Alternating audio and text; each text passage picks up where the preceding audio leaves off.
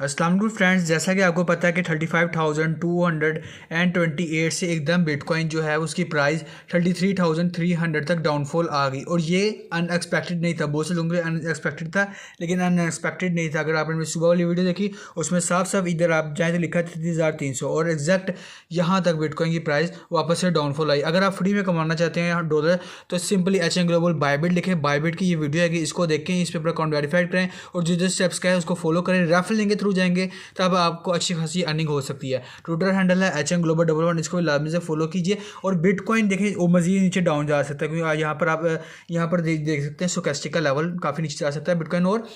और यहाँ तक तकरीबन 31,000 तक वापस बिटकॉइन जा सकता है अगर यहाँ से दोबारा से नीचे आता है तो। नहीं तो ये एक सपोर्ट थी, इसको टकरा के वापस से ऊपर गया और चांसेस हैं, क्योंकि चांसेस हैं कि बिटकॉइन नीचे जाएगा। और मार्केट की जितने स्टॉक मार्केट हर मार्केट बिगड़ी पड़ी है तो ये और डाउन